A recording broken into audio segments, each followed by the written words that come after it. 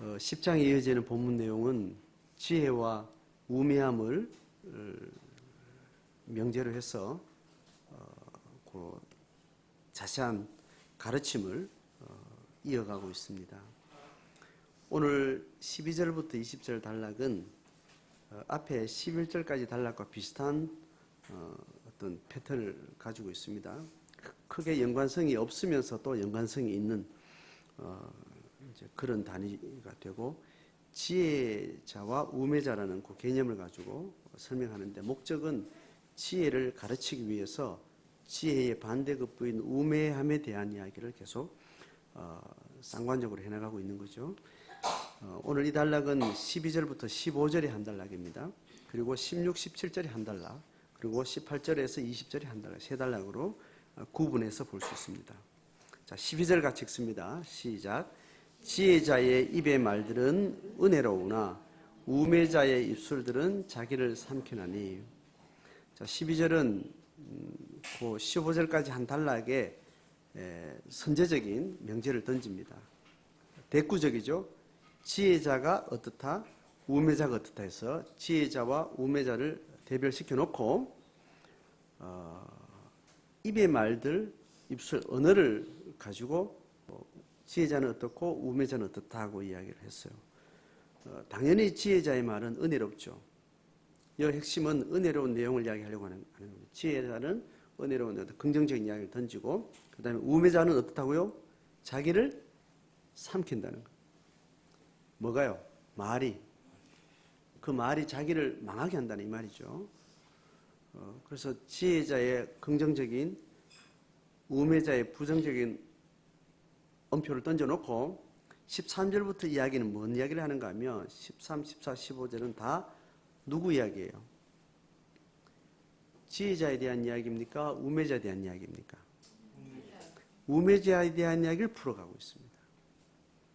자, 우매자의 어떤 부분을 오늘 이야기하려고 하는가 하면, 우매자의 어떠함이 명료해질수록 뭐가 명료해지는 거예요? 지혜자가 명료해지는 거고, 지혜자가 분명하게 설명이 되면 반대급부의 우매자는 또 그렇게 비춰지는 거죠. 자, 그런 의미에서 지혜자와 우매자를 던져놓고 우매함의 어떤 한 특징을 이야기를 해요. 자, 12절은 그렇게 던져놓고, 주제를 던져놓고 13절 해서 그의 입의 말들의 시작은 우매요. 그 다음에요, 그의 입의 결말은 심히 미친 것이다. 자, 이제 말이라는 것을 이야기해 놓고 나서 여기서 어떤 말을 말하려고 하는, 언어를 이야기하려고 하는 게 아니에요.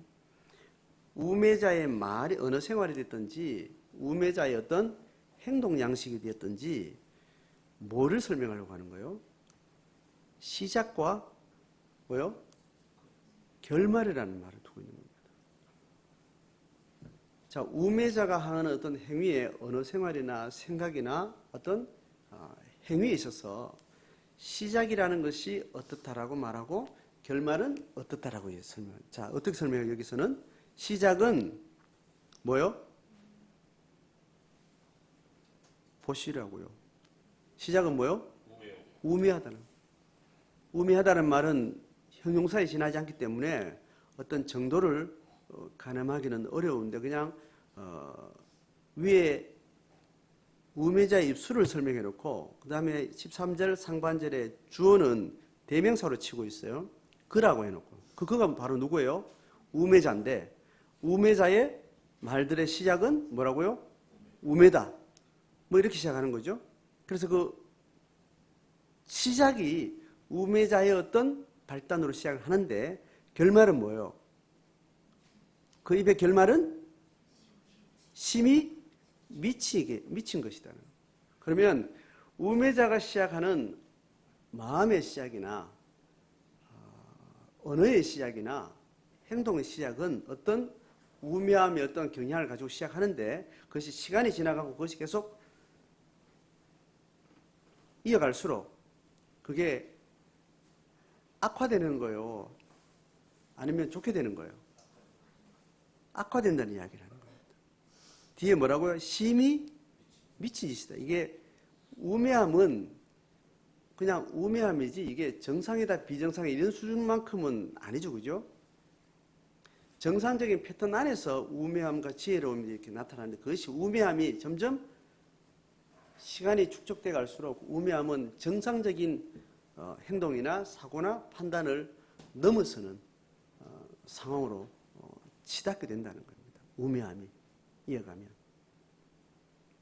자, 그 뭘 말하는지 그 그림은 알겠죠, 그죠? 그만큼 우매함은 그냥 우매함에서 끝나지 않는다는 거예요. 지혜 없음은 지혜 없음으로 그냥 그렇게 끝나지 않고 그거는 계속 연쇄작용을 하는데 악화일로를 겪게 된다는 거예요. 그래서 나중에는 치명적인 사건을 만들고 치명적인 고통을 겪게 되는 데까지 간다는 거죠. 그러니까 그 우매함의 첫 단초는 굉장히 중요해요. 우매함으로 끝나지 않는 거예요. 시간만 투입되면 굉장한 악영향을 가져온다는 겁니다. 지난 본문하고 같은 맥락이 있는 이야기입니다. 그죠? 자, 그 다음에 14절로 들어가면서 그게 어떤 상황에서 또 그걸 말하는지를 또 보태서 이야기해요. 자, 14절 시작과 결말을 이어가는 가운데 어떤 내용이 들어간 14절 같이 봅니다. 시작. 우매한 자는 말을 많이 하거니와 사람은 장래일을 알지 못하나니. 됐습니다. 여기까지. 우매한 자의 시작이 뭐예요? 그의 입의 말들의 시작은 우매함인데 우매함이 어떤 성분을 말한다면 14절의 말은 뭘 말해요? 성분을 이야기해요? 양을 말하는 거예요. 성분과 함께 양을 이야기하는데 우매함의 입의 말의 우매함의 시작인데 그 시작이 어떤 식으로 나타나는 거예요? 말을 많이 하는 거예요. 말을 많이 한다는 것은 시간이 요하는 거죠. 시간이 갈수록 같은 시간 조건에서 지혜보다 우매는 말이 많은데 그것이 시간이 갈수록 말은 또 계속 증폭되고 계속 확장되는 거예요. 근데 그 말이 어디를 향하는 걸 지금 이야기하는 거예요. 어디를 향하고 있어요? 그 우매한 말이 어디를 향하고 있어요? 사람은 장래일을 알지 못하는 이렇게 이야기하는 거예요. 그러니까 그 우매함의 언어가 어디를 향해서 계속 하는 거예요? 미래의 어떤 것을 향해서 계속 말을 많이 한다는 거예요. 그 성분은 지혜예요, 우매예요? 우매하고 어리석은 안목을 가지고 우매하고 어리석은 목적을 가지고 미래를 향해서 계속 말을 씹어간다는 거예요. 말은 결국 뭐를 낳아요? 생각은 언어를 낳고 언어는 뭐를 낳아요? 행위를 낳잖아요. 그죠? 말이 많다는 말을 생각이 많다는 말하고 똑같고 행위가 많다는 말 똑같아요. 뭐가 많든지 간에 그것이 시간이 갈수록 계속 많아지는 거예요. 뭐를 향해서? 미래의 어떤 자기 목적을 향해서 그렇게 간다는 거예요. 근데 장래일은 사람이 알 수 있나요? 알 수 없나요? 알 수 없다는 거예요. 알 수 없는데 이 사람은 말을 계속 많이 하는 거예요. 말이 많이 한다는 것은 뭐를 확신하니까 말을 하는 거예요. 장래일을 안다고 확신하는 거예요. 자기가 목적 설정해 놓은 장래의 어떤 상황이 맞다고 생각하고 나는 개혁하면 장래는 어떻게 될 것이라고 안다고 믿고 말을 많이 해가는 거죠. 우매함이 처음에는 그냥 우매함이라고 성분만 말했는데 그것이 장래를 향해서 말을 많이 쌓아가고 말은 행위를 만들어가고 할수록 나중에는 그것이 결말은 어떻게 된다고요? 미친 말이 되고 미친 행위가 된다는 거예요. 정상을 벗어난 상태입니다. 자, 14절 하반절 같이 읽습니다. 시작. 나중에 일어날 일을 누가 그에게 알리리요? 나중에 일어날 일을 인간이 자기 미래를 예측하고 목적에서 달려가는데 인간은 알 수 없다는 거예요. 인간이 인간의 미래를 향해서 말할 수 있는 사람이, 알릴 수 있는 사람이 아무도 없다라는 단점을 설명하는 겁니다. 자, 신앙의 목적을 가지고 쓰여진 이 글이 인간이 미래를 할 수 없다, 알 수 없다라는 것은 누가 알 수 있다는 거예요? 신만이 알 수 있다는 거예요. 그러니까 미래의 어떤 상은 신에게 맡겨져 있어야 된다는 거예요. 신을 믿는다는 말은 미래의 인간의 해안으로서는 알 수 없는 것을 그냥 미래에 닥쳐보겠다고 겸허하게 받아들이는 거예요. 이걸 가지고 신을 믿는다는 거예요. 미래에 대한 헛된 기대도 신을 믿지 않는 단초가 되는 거고, 미래에 대한 절망에 대한 단정도 신을 믿지 않는 과정입니다. 그러니까 미래는 하나님이 미래를 가져다 줬을 때 그때 미래와 함께 하나님과 함께 그때 내가 만나겠다는 거예요. 미래에 주어지는 상황이 저주일지라도 그 저주는 하나님과 함께는 저주를 내가 당당히 맞아들이겠다고 받아들이는 것. 이것이 신앙이죠. 그게 믿음이죠. 미래를 향해서 그러면 우리는 아무 생각도 백지 상태로 아무 생각도 안 하고 멍 때리고 해야 되냐? 여러분 그렇게 합시다. 자, 지금부터 제가 여러분에게 이제 동의를 구하고 내일 일은 이제 생각해 보지 맙시다라고 이제 제가 딱 자 앞으로 5분 동안 내일 일을 생각하지 맙시다라고 말하는 순간 여러분 뭐가 떠올라요? 내일이라는 언어 자체가 바로 내일을 떠올리게 하는 거예요. 내일 아침 일어나서 출근해야 되잖아요. 그렇게 되냐고요? 인간은 상상의 동물이고 인간은 창조적인 동물이고 신의 수위만큼 공간과 시간에 대한 사유를 가지고 있는 그런 존재가 미래를 생각하지 말라는 말은 지금 이 맥락하고 다르게 이해되어야 되는 거예요. 자, 하나님이 미래를 주관하고 있다라고 하는 그 전제하에 우리가 미래를 생각하는 것하고 하나님이 배제된 상태에서 인간이 자기 목적을 향해서 인간이 계획하고 실행하고 성취할 수 있다라고 생각하는 미래, 이 두 가지를 구분해서 이야기하는 겁니다. 자, 이해되죠? 여기에서 이야기하는 미래는 후자를 이야기하는 거예요. 성경에서 미래에 대한 이야기는 하나님의 지혜와 함께 굉장히 많이 강조를 해요. 미래를 생각하지 않는 인간은 어리석은 인간이고 망한 인간이다. 이렇게 이야기해요. 미래에 대해서 굉장히 많이 해요. 성경은 종말론이라는 큰 사상의 세계를 끊임없이 우리에게 소개하고 강조하고 있어요. 그러니까 미래가 하나님이 설정해 놓은 그 미래에 대한 상을 계속 우리한테 요구하고 미래는 하나님이 계획한 특별 계시 안에서 미래를 지향하는 것 외에 인간이 개입한 미래의 목적의식이라는 것은 저주고 어리석임이라고 이야기를 하는 거예요. 자, 그럼 내일 일을 생각하지 말자는 것이 아니고 내일 일을 인간의 어리석음과 욕망으로 미래를 채우지 말라고 이야기하는 거죠. 자, 이걸 조금 쉽게 말하면 하나님의 계시가 미래에 가득 차 있고 하나님의 계시가 아닌 것은 우리는 생각지도 말아야 된다 이렇게 말하면 굉장히 이게 형이상학적인 표현이에요. 조금 더 구체적인 우리 표현 방식의 언어를 말하면 미래를 이야기할 때 우리가 추구하지 말아야 될 미래는 자기중심적인 미래를 이야기하는 거예요. 이걸 하지 말아야 된다. 미래를 하나님의 손에 하나님의 주권에 맡긴다는 것은 미래를 생각할 때 인간의 미래를 생각하지 않는 말이 아니고 인간을 생각할 때 하나님 중심적으로 미래를 생각한다는 거예요. 그러면 하나님을 중심적으로 생각한다는 말 자체는 종교 언어예요. 신앙의 언어라고. 그런데 인간의 언어로 말하면 미래를 하나님의 계시를 따라서 미래를 생각한다는 지혜의 이야기는 자기 중심이 아닌 누구 중심요?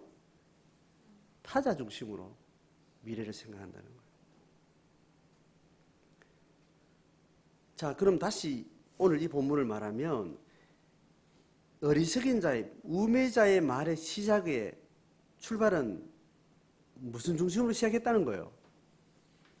자기중심적인 미래를 생각했다 이 말이에요.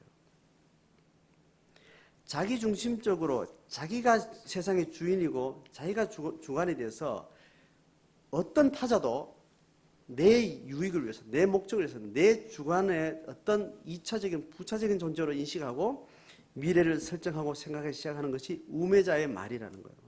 그런데 그것이 점점 시간이 가서 많이 쌓여지면 미친 짓이 된다는 말은 정상을 벗어나게 되는 겁니다. 자, 지금 내가 생각에 품는 것이 내 중심으로 생각을 품을 수 있어요. 그런데 내가 중심이 돼서 내 이익을 생각하고 지금 생각은 할 수 있지만 그것이 행동으로 미래에 그것을 계속 가져가면 미래에 누구를 배제시켜야 돼요? 다른 사람을 배제시켜야 되는 거예요. 자, 두 사람이 사업을 시작했는데 동업을 했어요. 동업을 해서 이 동업이 실패하는 경우도 있지만 동업이 실패하려고 시작하는 건 아니잖아요. 그죠? 혼자 하는 것보다 훨씬 유익하다 생각해서 동업을 했는데 동업의 좋은 결과는 이익을 남기는 거예요. 이익을 남기면 같은 5천만 원씩 투자해서 이익을 100을 남겼으면 얼마씩 가져가요? 50만 원씩 가져가는 거예요. 이게 공정한 약속이고 공정한 결과가 되는 거죠.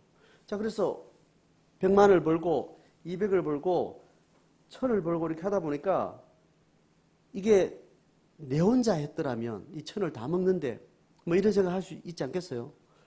자, 그렇게 하니까 내년에는 2000, 3000 계속 사업이 계속 흘러갈 텐데 동업자를 좀 배제시키고 싶은 거예요.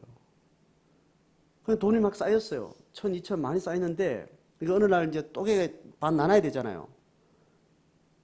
그러면 반 주기 싫으니까 이 사람은 어떻게 해요? 통장 들고 튀는 거잖아요. 통장 들고 튀고 사업 이제 접고 그래도 남을 만큼 엄청난 이윤이 남기면 그런 짓을 하는 게 이제 일반 이제 사기치는 어떤 그런 상황이잖아요. 그죠? 미래의 어떤 결과물을 가질 때 자기 중심적으로 생각하면 결국은 다른 사람을 배제시키고 그 돈을 다 몽땅 가서 빼앗아 와야 되는 겁니다. 이 결과를 향해서 계속 목적을 하고 만약에 동업을 한다고 생각해 보세요. 처음부터. 그죠? 이거는 했다 하면 반드시 이익을 내는데 5천으로는 시작할 수 없는 일이라 끌어들여서 1000을 만들어 놓고 시작하면 이게 굴러가기만 하면 2년 뒤에 3년 뒤에 반드시 엄청난 이유를 얻는데 처음부터 시작할 때 2년 동안 참아서 모았다가 그때 결국은 저거 내가 다 먹으리라 이렇게 생각하고 시작한다는 말이에요. 우매자가 시작이 우매인데 결말은 결국 어떻게 돼요? 미친 짓이 된다는 거예요. 어떨 때? 자기중심적일 때. 자, 제가 아주 악한 상황을 예를 들었습니다. 예를 들었어요. 아주 선한 이것과 전혀 이런 악한 상황이라고 예측도 할 수 없고 선한 상황으로 이제 예를 드리는데 이제 새댁이 아들을 낳았어요. 아들 놓으면 애는 놓으면 1년 만에 걷습니다.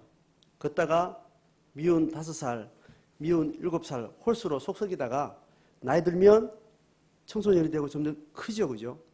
그럴 때 이 아이가 자라면 어느 일정 기간 철저하게 부모를 의존하다가 점점 아이의 성숙이라는 것은 부모의 의존성으로부터 점점 독립해 나가는 과정이에요. 이런 정상적인 아이라는 한 개체를 두고 내 몸에서 나온 애지만 애의 생명력이라는 것은 점점 자기 개체적 발전을 하면서 이렇게 달려가지 부모의 의존성으로부터 점점 멀어지게 돼 있다고. 그것을 잘 돕기 위해서 철저한 육아로부터 시작해서 점점 키워나가는데 얘는 내 목적을 향해서 내가 원하는 것을 향해서 얘는 살아야 되지. 그렇게 이제 계획을 하는데 그게 결국은 누구 좋다라고 하는 거예요, 지금. 얘는 내 키우는 방식대로 커줘야 돼, 할 때. 그죠? 얘를 좋으려고 하는 거 내가 좋으려고 하는 거예요. 아니, 그건 나중에 말이고. 누구 좋다고 하는 거예요? 내가 원하는 대로 지 커주면 지 좋지 이렇게 말하잖아요. 지가 좋지. 매마장하면서 공부하면 빚내 가지고도 막 생고생해서 부모가 일해가지고 매마장하면서 공부하면 좋은 대학 가면 누가 줘요? 지 좋지. 다 지 좋다고 이야기하는 거예요. 그런데 사실은 아내는 뭐가 돼요? 자기를 중심주게 두고 자기를 중심하고 자기의 보는 창으로 자기가 바라보는 방식으로 아이의 좋은 것을 설정해놓고 그렇게 시간을 축적해 가는 겁니다. 우매한 자의 시작은 그냥 우매할 뿐이에요. 자기를 중심에 두고 누굴 위해 한다고요? 애 새끼를 위해서 시간 전 생애를 애를 위해 헌신하면서 걸어가는데 누굴 중심에 두고요? 자기를 중심에 두고 그래 가는데 언제쯤 이제 문제가 생겨요. 청소년이 시작되면 아이의 반항이 시작하고 그것을 이제 놔야 될 투쟁이 시작하는데 놔야 될 때 적절히 못 이기는 척하면 놔줘야 되는데 안 놓고 계속 강압해 들어가면 애는 완전히 나처럼 자기중심적인 애가 되기니 철저한 의존적인 애가 되든지 생각할 줄 모르는 애가 되든지 그런 식으로 해서 계속 나한테 붙어서 크는 겁니다. 그 정도 크면 괜찮죠. 그 다음 제가 결혼해서 애 놓고 이제 어떤 리더십의 자리에 갔을 때 그때 그 숨어있던 병이 숨어있는 악한 세계관이 또 다른 사람을 망치게 되는 거예요. 자, 우리가 생각하는 미래에 대해서는 자기 중심에 두고 하는 그 미래는 정말 어리석은 것이고 치명적이고 무서운 것이에요. 여러분, 우리가 아이를 키울 때 네가 원하는 것 열심히 잘하고 네가 행복하면 된다. 이 말이 얼마나 적그리스도적인 언어인지 모릅니다. 네가 행복하면 된다. 이건 아주 인본적이에요. 신앙을 가르치는 사람은 그 말 속에는 신앙의 언어도 담겨 있습니다. 인간이 좋다는 것은 최악을 좋아할 수도 있고 최선을 좋아할 수도 있어요. 인간의 자기중심적인 것을 좋아할 수도 있고 하나님의 철저한 이타적인 희생도 좋아할 수 있단 말이에요. 네가 욕망하는 건 네가 따라서 가라 할 때 그 안에는 아주 악한 것을 담고 말하진 않지만 그 속에 악한 것이 들어올 수 있는 여지를 만들어 놓고 하는 말이에요. 그래서 네가 한 인간이 건강하게 적어도 신앙의 관점에서 그를 창조한 관점에서 내 관점이기도 하지만 이 사람을 만든 하나님의 관점인 이 아이의 좋은 것이라는 것은 너가 중심되는 세상이 아니다. 네가 중심은 하나님이 너를 품었을 때 너는 철저하게 세상 중심에서 가장 존귀한 자가 되는데 그 존귀함이 확보되고 난 다음에는 네가 철저하게 타자 중심으로 사는 거다. 이 세계관을 언어로 삶으로 아이들에게 가르쳐줘야 돼요. 그래서 아이들이 자기 인생을 잘 살도록 열심히 도와주면서 자기중심적인 성향을 계속해서 방치한 채로 그렇게 애에게 욕망을 계속해서 방치하면서 애를 키워내면 그 욕망이 능력을 키워낼수록 그 욕망이 다른 사람을 파괴하는 거예요. 자기가 거느리는 자기가 통제할 수 있는 숫자가 1000인 사람이 욕망을 가지고 있는 사람이 1000인 사람이 가진 파괴력하고 100만인 사람이 가진 파괴력하고 훨씬 후자가 크겠죠. 그죠? 그래서 우리가 장래를 생각할 때 자기중심적인 이 세계관을 가지고 한다는 것 자체는 크든 적든 것을 망하게 하는 거예요. 자기를 망하게 하든지 다른 사람을 망하게 하든지 자기를 고통스럽게 하든지 다른 사람을 고통스럽게 하든지. 그래서 하나님 중심이라는 종교적 언어를 말하기도 하고 인간의 언어는 타자를 위해서요. 지금 신앙을 전제한 이야기예요. 신앙을 배제하더라도 이 가르침은 어떤 가치보다 중요한 가치고 의미가 있습니다.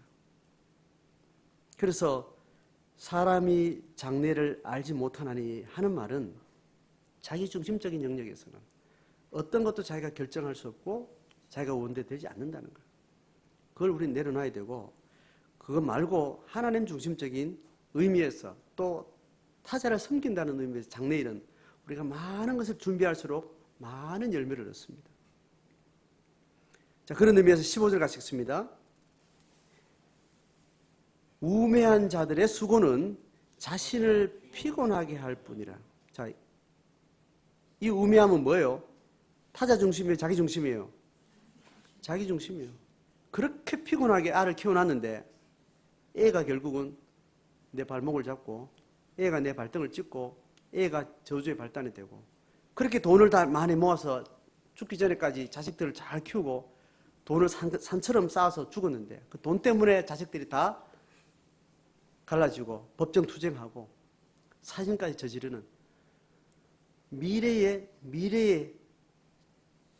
어떤 목적을 향해서 자기 중심적인 목적을 향한 그 많은 수고는 결국은 자기를 피곤하게 하는 결과로 끝이 난다는 거예요.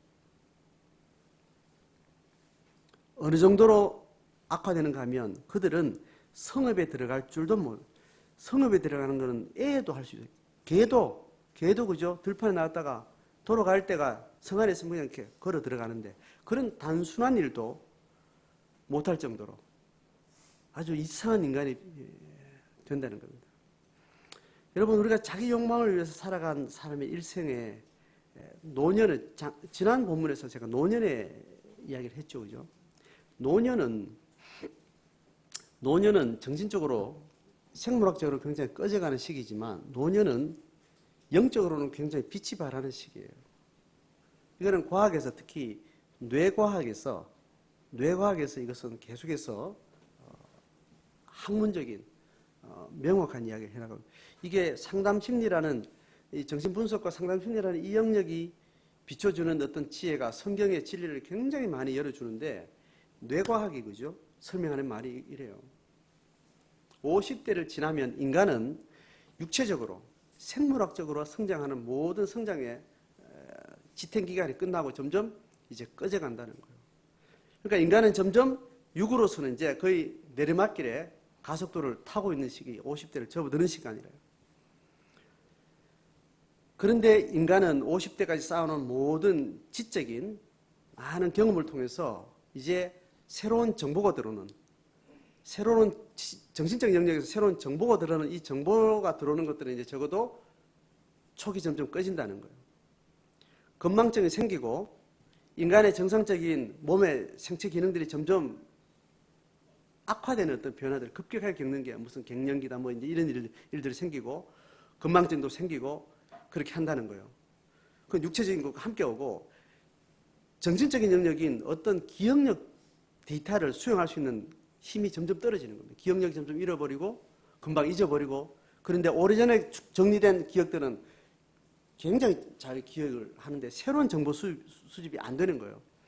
이걸 인간의 육적인 가치로서는 굉장히 절망적인 시기라는. 그런데 인간은 그때부터 시작해서 이제 정신력의 새로운 창조의식이 생기고 신적인 예언적인 능력이 그때 발현이 된다는 거예요. 그건 죽을 때까지 계속 한대요. 죽을 때까지. 그래서 자기 육적인 장수에 대한 욕망을 내려놓는 인간이 세상을 보는 관점이란 이제 50대부터 시작을 한다는 겁니다.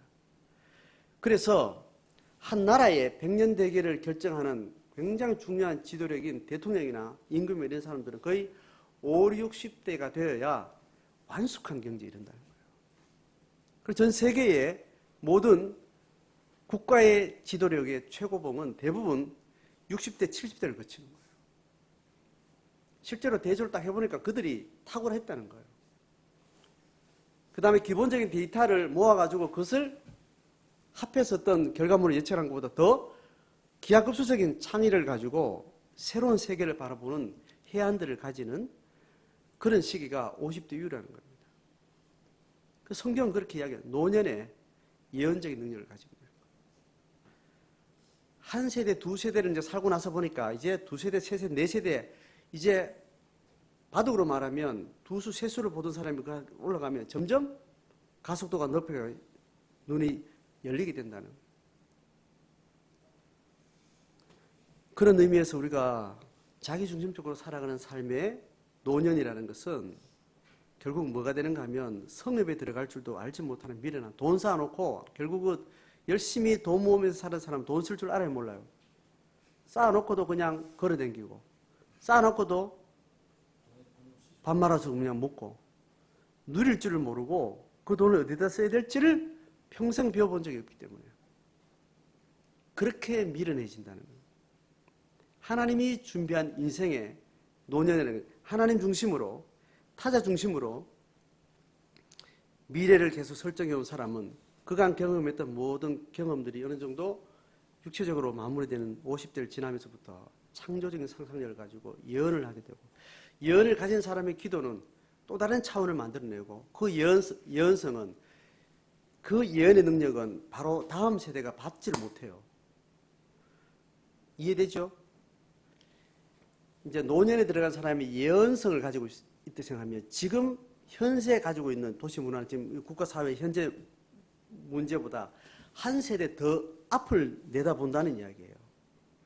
그거는 누가 받아들일 수 있는가 하면 손자 세대가 받아들일 수 있어요. 손자 세대는 현실 문제를 파악하고 있어 안 있어요? 파악 안 한 상태에 있습니다. 현실 문제를 붙들고 있는 장년 세대는 한 세대를 넘어서는 자기 자식 세대와 손자 세대에 대한 그 해안들은 받아들일 수 없을 정도의 현재 문제에 묶였기 때문에 그게 수용이 안 돼요. 그런데 노년 세대에 이야기하는 이 예언적인 상상력들은 손주 세대에 꿈을 먹고 있는 그냥 상상력만 키우고 있는 그런 아동들만 그 말들을 머릿속에 주입을 하게 되는 거예요. 그 상상력이 들어온 아이들은 현실에 부딪히고 나면 전혀 다른 해석을 한다는 거예요. 이건 교육론에서 이야기하는 겁니다. 어릴 때 있죠, 꿈. 사춘기 이전에 아이들이 현실에 아주 잔인한 현실에 눈뜨기 전에 많은 상상력, 많은 꿈, 많은 생각들을 많이 한 아이들은 현실을 알게 될 때 그 현실을 대체할 능력이 굉장히 다양하고 굉장히 풍성하고 굉장히 창조적이라는 거예요. 자, 이 말은 이해가 되죠, 여러분? 그래서 아이 때 현실적인 염려, 두려움에 시달리지 않고 그냥 편안하게 자기가 꿈꾸고 놀고 놀이하고 즐거워하고 슬픔을 담에 슬퍼할 줄 알고 다른 사람 아픔을 공감할 줄 알고 이런 품성의 자극들을 많이 받은 아이들이 그 속에 잠재된 능력들을 계속 축적했다가 현실 문제를 부딪힐 때 단선적으로 반응하지 않는다는 거예요. 그러니까 지금 손주 세대가 노년 세대의 예언적인 능력과 교감을 하게 되면 전혀 다른 또 다른 세대의 또 다른 상상력을 가진 능력 있는 사람들이 나타나는 겁니다. 성경에는 이런 단초들을 굉장히 많이 이야기를 하고 있습니다. 자, 오늘 평생 수고한 우매자가 자신을 피고한 이고 결과 열매도 얻지 못하고 성읍에 들어갈 줄도 알지 못하는 아주 미련한 전응아처럼 그렇게 겨우 지팡이 짚고 몸이나 가눌 줄 알고 그거나 걱정하고 있는 그런 수혜의 노년을 살 수밖에 없다라는 이야기를 하는 그 반대급부 이야기를 좀 설명했습니다. 신앙은 이 후자를 향해서 살아가는 사람이에요.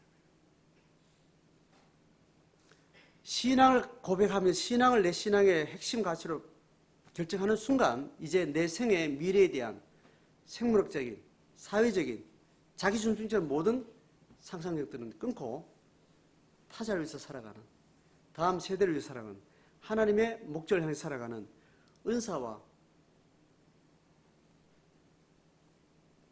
신앙의 어떤 목적을 향해서 자기 개발을 하고 그렇게 살아가도록 성경은 제자들을 가르치고 있습니다.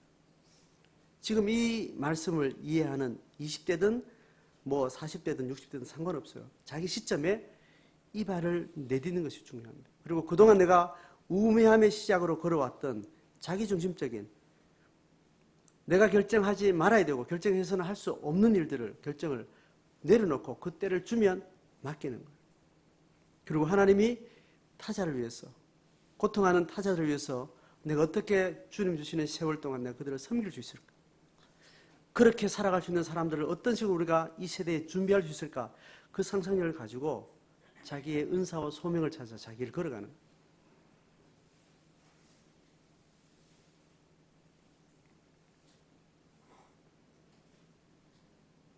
자, 16절로 넘어갑니다. 16절, 17절은 뭔 이야기를 하는가? 화가 있도다, 복이 있도다. 이렇게 결론을 내는 두 가지 대꾸절을 주고 있습니다. 자, 16절 같이 읽습니다. 시작. 왕은 어리고 대신들은 아침부터 잔치하는 나라여. 너에게 화가 있다. 자, 나라를 이야기해요. 자, 한 국가 단위의 어떤 공동체를 지금 이렇게 설정하고 한 그림을 그리고 이거는 저주받은 나라다. 이거는 축복받은 나라다. 이렇게 설명하는 그림을 줘요. 자, 누가 나와요? 왕이 설정돼요. 자, 16절에 저주받은 나라의 왕은 어떻다고요? 어려요. 이 어리다는 말은 나이가 어리다는 말일 수 있죠. 근데 이 전체에 좀 더 파고들면 이 어리다는 거는 누가 인식하는 거예요, 지금? 대신들이 어리다고 생각하는 거예요. 왕이 어리다고 대신들이 판단할 때 왕은 다시 대신들은 왕을 순종해요, 안 순종해요? 방자해지기 시작하는 거예요. 그래서 대신들이 뭐 해요? 아침부터 잔치합니다. 왕이 어리다고 판단한 것 자체도 잘못됐지만 왕이 어리면 왕의 통치 국가 자체가 문제가 생기는데 그것을 받들어야 되는 대신들조차도 그것을 방기하고 자기들이 오만한 방탕한 길을 걸어가고 있는 겁니다. 자, 그러니까 왕이 어리다고 설정한 대신들이 지금 이야기해요. 자, 여기서 대구절을 보면 17절에 왕에 대해서 어떻게 이야기해요? 왕은 귀족들의 아들이요, 이렇게. 자, 귀족들은 누구예요? 대신들이죠. 대신들을 포함한 왕들 전체를 이야기하는데 그 왕은 어리다고 말했던 위역과와 달리 어떻다고요? 존귀함의 언어로 이야기를 하는 겁니다. 어리다는, 생물학적인 어리다는 것은 어떻게 대치시는가 하면 존귀한 귀족의 나이 어린 아들일 뿐이라고 합니다. 존귀함은 해치지 않고 어리다는 것을 수용을 하는 겁니다. 그래서 왕은 대신들로부터 그 왕의 권위를 인정받고 있는 거예요? 안 받는 거예요? 받는 거예요. 자, 그렇게 하고 대신들은 어떻게 해요? 같이 읽습니다. 시작. 대신들은 취하지 아니하고 기력 보호하는 거는 아침부터 잔치하는 거 비슷하죠, 그죠? 그런데 기력을 보호하는데 어떻게 하는 거예요?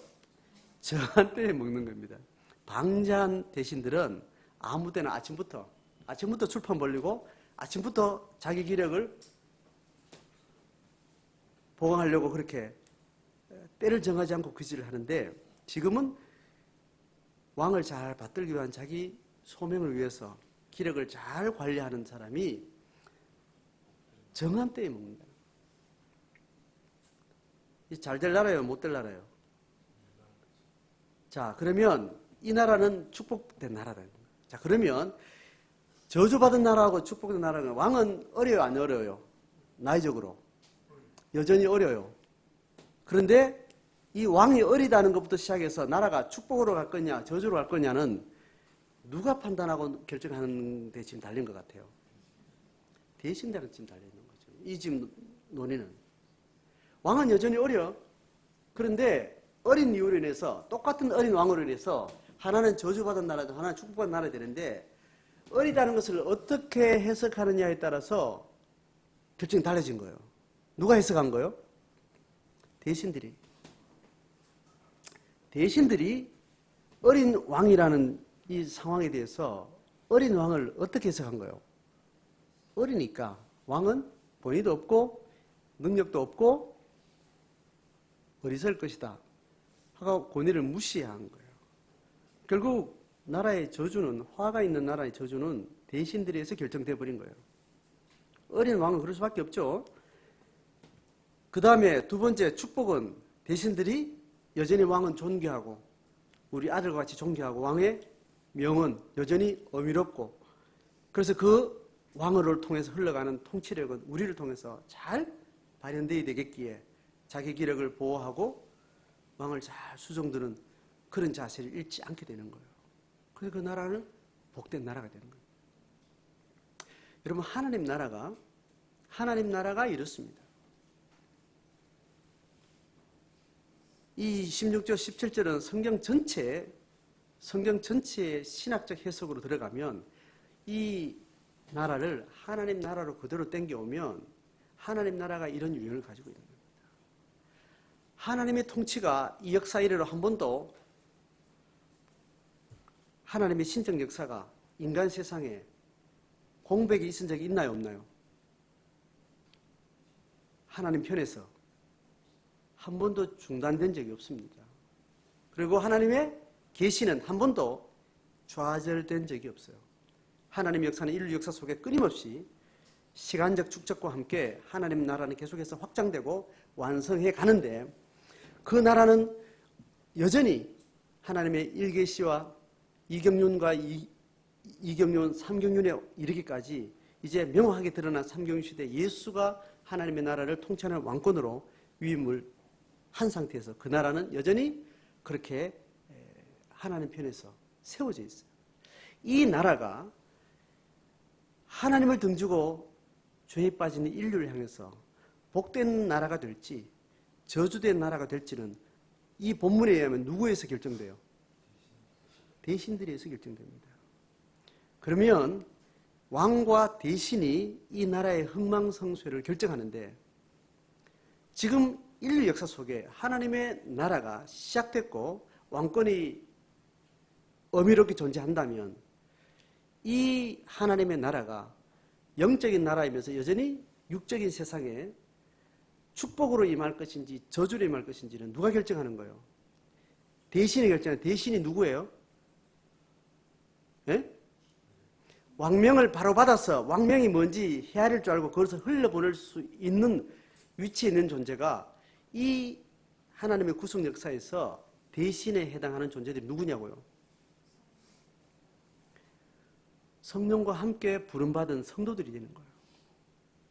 왕명을 이해하고 왕명을 어떻게 흘려보내야 될지 대신들만 아는 거면, 지나간 나그네를 가지고 왕이 어떤 하명을 하면 그걸 가지고 어떻게 처리해야 될지 모른다는 말이죠. 이게 어떤 행정력에서 어떤 식으로 실제 상황의 제도로 왕명이 현실화되는 것은 신하들이 하는 거, 관료들이 하는 일이죠.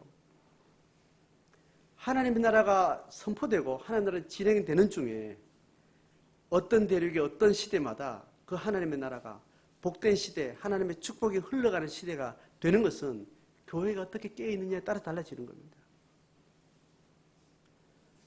하나님이 하시는 왕적 통치는 물리적인 영역으로 존재하지 않는 거예요. 그런데 하나님의 교회 성도들은 물리적인 존재예요, 영적 존재예요? 육적 존재죠.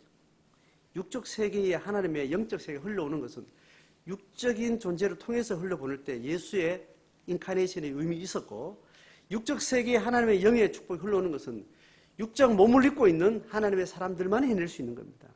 성령은 우리와 영적으로 연합하되 육적 세계로 침투하는 것은 결국은 하나님의 영과 육을 입은 제자들이 해낼 수 있는 거예요. 대신들이 하나님의 영적인 실존을 어리다고 보고 어리석게 보고 세폐하게 보고 무시해버리면 어린 왕은 거기에 저항할 수 있어요, 없어요?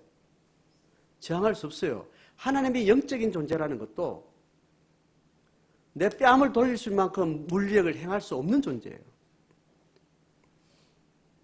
내 죽음을 들여다 놨다는 건 어떤 물리력을 통해서 쓸 수 있는 분이지만, 영이 하나님의 존재가 실제로 그분의 존재 자체가 내 볼때기를 밀어붙이는 물리력은 전혀 쓰지 않는다는 거예요. 이 말은 어린 왕으로 존재한다는 거예요. 어린 왕의 왕권이 그렇게 어미로워도 그것이 힘이 될 수 있는 것은 누구에서 결정되는 거예요? 대신들에서 결정되는 거예요. 성도에서 결정되는 거예요. 성도가 자기 기력을 보호하고 정한 때에 먹고 정한 때에 내 육을 잘 관리해서 하나님의 왕명을 그렇게 두렵고 떨림만으로 받아서 이 땅에 흘려보내야만 그 나라가 복된 나라가 되는 거예요. 이것은 위에 있는 본문하고 같이 연결됩니다. 하나님 안에서 지혜로운 자라는 것은 하나님의 나라를 섬기는 수종자인데, 하나님의 왕권은 무시해도 하나님은 전혀 우리한테 개입해 오지 않습니다. 우리의 거룩한 신분조차도 박탈시키지 않습니다. 한번 사랑하라고 작정한 자는 하나님이 우리를 통해서 외면당해도 우리를 사랑하는 손은 절대로 놓지 않지만, 그것이 이 세상에 축복을 흘려보내는 일들은 우리가 하는 일에 따라서 왕은 무시당하기도 하고 왕은 하늘처럼 높아지기도 하는 것이 하나님이 이 교회를 통해서 이루시는 하나님 나라의 방식인 거예요. 그래서 우리의 우매함이라는 것은 치명적이고 우리의 지혜로움이라는 것은 너무나 엄청난 사건인 거예요.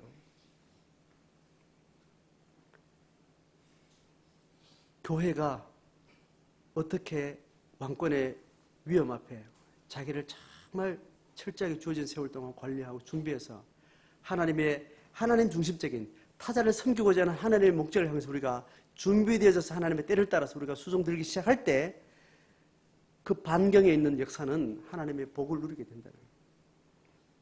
교회는 그렇게 써야 됩니다. 제자는 그 길을 가는 거예요. 지혜와 우매는 내 인생의 생사화복을 위해서 존재하는 것이 아니고 하나님의 나라의 통치의 성취에 결정적인 거예요. 자, 그리고 18절부터 20절까지는 몇 가지 단초를 주는데, 여기에 붙들린 사람은, 자, 18절 같이 읽으면 시작. 게으른 즉 석가래가 내려앉고 손을 놓은 즉 집이 새느니라. 자, 뭘 이야기하는 거예요? 게으름에 대한 이야기예요.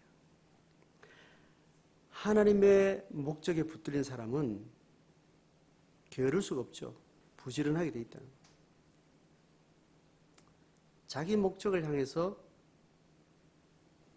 게으르고 부지런함을 지금 이야기하는 것이 아닙니다. 이미 지혜로움의 노선을 타고 있는 사람이 게으를 수 없다는 거예요. 이 게으름은 하나님의 목적을 향해서 게으름. 하나님의 목적에서 게으른 사람은 어디에 부지런할까요? 자기 목적에 부지런하죠. 지금 여기 집을 세우는 일은 하나님의 나라의 집을 세운다는 그 의미에서 자기 목적에 충실한 사람은 게을러서 하나님 나라를 망하게 하는 자고, 손을 놓아서 집이 새는 결과를 가져온다는 교회와 성도를 향해서 이야기하는 겁니다. 19절 같이 읽습니다. 시작. 잔치는 희락을 위하여 베푸는 것이요 포도주는 생명을 기쁘게 하는 것이나 돈은 범사에 이용되느니라. 자, 이건 또 뭘 이야기하는 거예요? 우매자의 길을 설명하는 거예요? 지혜로운 자를 설명하는 거예요? 19절은 지혜자에 대한 이야기입니다. 돈도 긍정적으로 이야기하죠. 지혜자는 잔치를 희락을 위해서 베풀고 또 포도주를 생명을 기쁘게 하는 일들에 그렇게 쓰는데, 돈도 하나님의 뜻을 이루는 목적에 범사에 다양하게 사용된다는 겁니다. 모든 자기 삶의 데이터가 다 하나님의 목적을 위해서 다 그렇게 수렴되어 가는 전반적인 어떤 그림을 우리에게 줍니다. 20절 같이 읽습니다. 시작. 심중에라도 왕을 저주하지 말며 침칠해서라도 부자를 저주하지 말라. 자, 뭐예요? 뭘 강조하는 거예요? 심중의 이야기예요? 행위 이야기예요? 둘 다를 이야기하고 둘 다 아닐 수도 있고. 뭐를 지금 반복하죠? 저주하지 말라는 거예요. 저주하지 말라는 것은 판단하고 부정적인 어떤 그런 마음의 생각도, 언어도, 행위도 그렇게 하지 말라는 거예요. 여기서 저주한다는 것은, 또 축복한다는 것은 위에서 오는 같은 라인에 있습니다. 하나님의 중심적인 말들, 또 자기 중심적인 말들, 이 두 가지 노선을 얘기하는 거예요. 여러분, 아이를 잘 키우려면 아이의 부정을 밝혀야 돼요? 안 밝혀야 돼요? 네? 자기 집에 아이를 키우는데, 잘 키우기 위해서 애를 키우잖아요. 그죠? 키우는데 애의 부정을 밝혀야 돼요? 덮어야 돼요? 왜 밝혀요? 정죄해서, 판결해서 감옥에 넣으려고 하는 거예요? 잘 깨우쳐서 건강하고 성숙한 인간 되기 위해서 밝히는 거잖아요. 그 부정을 밝히는 건 해야 돼요? 안 해야 돼요? 지혜로운 자가 해야 되는 거예요. 누구 중심으로? 아이를 중심으로. 여기서는 부정적 자체를 이야기하는 것이 아니고 지금 노선을 잘 봐야 되는데, 자기 중심적인 관점에서 판단하고 결정하고 부정하는 이야기를 이야기합니다. 이 부정적인 거는 하지 않아야 되는데 마음에라도 시작할 수 않아야 되는 건 뭐냐 하면, 하반절 같이 읽습니다. 시작. 공중의 새가 그 소리를 전하고 날짐승이 그 일을 전파할 것임이니라. 이 흘러간다, 안 흘러간다? 새 간다는 겁니다. 그래서 말을 뱉으면 돼요, 안 뱉어요? 뱉으면 돼요, 안 돼요? 안 되는 건데, 여기서는 말 이야기하는 게 아니에요. 부정적인 성분을 내가 내 몸에 들이는 것을 이야기하는 거예요. 언어에 대한 교훈은 입에 뱉지 않으면 되는 걸로, 뱉는 걸 계속 통제하라는 이야기예요. 분별하라는 그 이야기인데, 이거는 그 이야기가 아니에요. 뱉기 이전에 내 마음에, 내 몸에 일단 감정적으로, 정서적으로 생각조차도 들어오는 것 자체를 경계해야 될 이야기예요. 이거는 처음부터 하나님 중심적인, 타자 중심적인 이 노선에서 세계관을 만들지 않으면 절대로 부정해요. 이걸 해놓고도 내 노년에는 잘 먹고 잘 살아야지, 내 노년에는 애들이 이렇게 해서 나를 섬기게 만들어야지, 내 노년에 이렇게 내가 존엄을 잃지 않고 살아야지 하고 이렇게 자기 욕망을 여전히 설정해 놓은 상태는 심중에 바로 이 생각이 들어오게 돼요. 세계관을 관리해 놓지 않으면 세상을 보는 관점과 그 관점을 자기 삶의 일상으로 통합시켜 놓지 않고는 생각들이 계속 자기 안에 들어오게 돼 있습니다. 그게 들어온 인간은 반드시 흘러간다는 거예요. 공중의 새가 날짐승이 반드시 그 소리를 속에 있는 심상에 있는 소리랑 또 전하게 돼 있고 심상을 전하면 때가 되면 입으로 튀어나오게 돼 있고 튀어나오면 딴 사람 듣게 돼 있고 그것은 영향을 주게 되고 말하고 끝난다 할지라도 행동으로 안 간다 할지라도 그 말은 어떤 식으로든 흘러가게 돼 있기 때문에 하나님의 나라를 섬기는 교회와 제자는 지혜로운 자는 마음 속에조차도 그 여지를 허락하지 않는 그런 영역을 경고하고 있습니다. 결국 이거는 성경 전체 가르치는 해석에 의하면 하나님 중심의 세계관을 머리에만 놓지 않고 내 삶의 일상으로 이걸 통합시키지 않으면 이거는 흘러가게 되어 있습니다. 성실하게 돈 벌어야 된다고 해서 철두철미하게 돈 벌고 10원 한 장을 아껴 쓰고 관리를 철저히 하는 사람이 일하고 돈 관리하고 소비 생활하고 돈을 잘 사용하면 그게 돼요, 안 돼요? 되죠, 그죠? 되는데 여기에 구멍이 날 때 언젠가 하면 그 사람이 돈은 들어오는 대로 굴러 들어오기도 하고 굴러 나가기도 하는데 하여튼 들어온 돈은 내 안에서는 최선을 관리를 잘해서 지혜롭게 잘 써야 된다는 생각한 사람이 관리를 잘 해나가는 것을 성실하게만 하면 그건 그렇게 돼야 안 돼요. 목사님 또 다른 이야기 하려나 싶어. 된다는 걸 내가 지금 설명하는 겁니다. 이게 되는데 이게 안 될 때는 이제 요걸 그대로 하고 있는데 가계부도 꼬박꼬박 쓰고 돈 10원 한 잔 날고 드는 것에 대해서 판단하고 평가해서 잘 한다는 일상적으로 하는데 이게 깨질 때는 언젠가 하면 이거하고 전혀 다른 세계관을 내 몸에 들여올 때 이게 뭘까요? 예를 들면 도박을 하러 가면 도박을 한다는 그 시간 공간의 현장은 내가 이렇게 설정된 삶에 대한 뭐 직업 또는 뭐 어떤 식으로 돈이 들어오는 것과 흘려보내는 것들을 체계적으로 한 세계관을 그대로 내가 잘 하고 있는데 도박은 짧은 시간 잠깐 하고 큰 돈이 아니라 할지라도 도박이라는 것은 이것을 깨고도 남을 못은 되는 어떤 세계관이에요. 도박을 뭐 범인잡기에서 들어가가 뭐 잠복근무 하려고 도박 이거 말고 진짜 돈 10원짜리 화토라 할 때 그게 넣어서 내가 이게 내게 된다.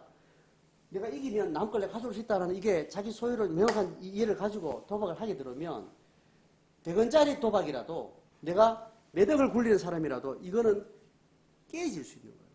깨진다는 말은 물리적으로 깨진다는 게 아니고 세계관 자체가 깨지기 시작한다는 거예요. 그래서 내가 남의 돈을 묻지 않고 시공공에서 내가 무제한 빼앗아서 올 수 있다는 가능성을 열어놓는 겁니다.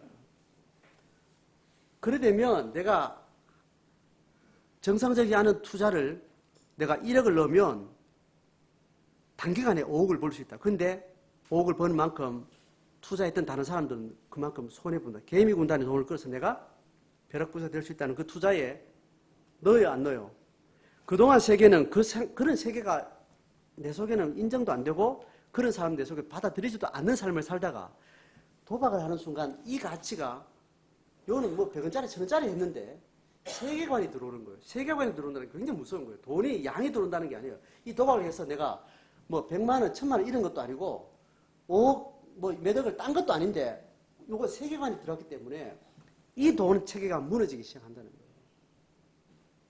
그러니 여기서 이야기하는 심중에라도 저주하지 말라는 것은 내가 한 세계관, 체계를 삶의 방식을 가지고 정해놓았다면 그걸 내 삶 속에 온 몸으로 일상 속에 그 가치에 맞는 삶으로 자기 몸을 통합시켜 맞춰야 된다는 거예요. 다 정상적인데 퇴근하고 집에 오는 때 포장마차 가서 친구하고 술 한잔하는 걸 내가 계속 남겨놓은 거예요.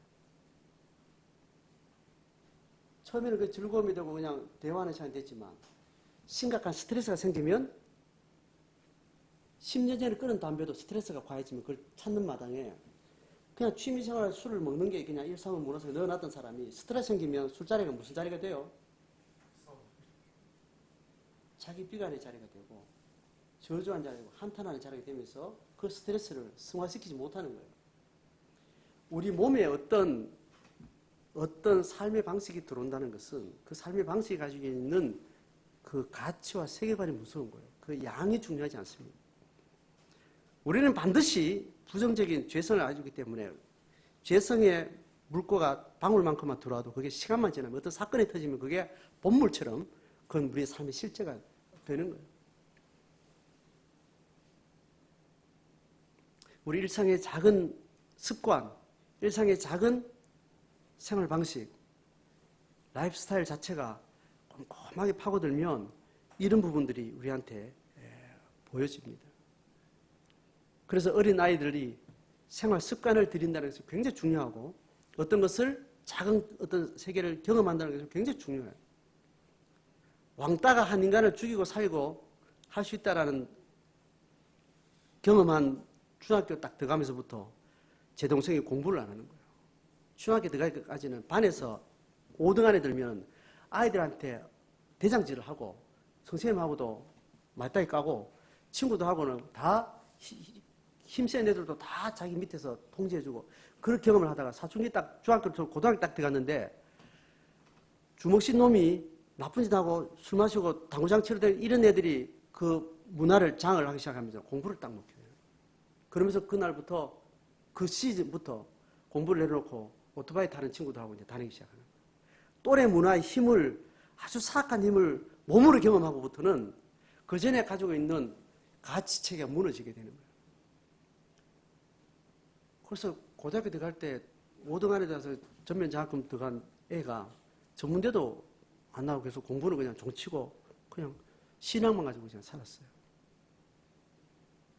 그러니까 저 대도시도 아니고 아주 시골 김천에 골짜기에 그 천자 들린 그 작은 도시가 굉장히 악랄한 주먹이 이렇게 번성했다는 이제 그런 말이 있는데 김천, 영천 뭐 이렇게 꼽더라고요. 하여튼 경상도지에서 있었던 말이에요. 그 대도시 말고 소도시에 그 대도시 나지 못한 그 소도시 이렇게 약간 양아치 같은 애들이 가지고 있는 범죄나 이런 게 굉장히 사악하고 무섭고 이런 이야기를 하면서 이제 그런 이야기를 제가 듣고 김천이라는 지역이 그런 물이라는 걸 제가 알고 제 동생이 그런 청소년 시기를 이렇게 겪은 이야기를 제가 쭉 지나면서 내가 알게 되거든. 어릴 때 어떤 가치를 몸으로 겪느냐에 따라서 하늘이 바뀌는 거예요. 우리 아이들이 잠시 한 학기 동안 어떤 또래 문화나 골목 문화권에서 애를 죽이고 살리는 그 하늘이 왔다 갔다 하는 그 엄청난 힘의 가치를 몸으로 겪게 되면 치명적으로 거기에 물들게 되는 겁니다.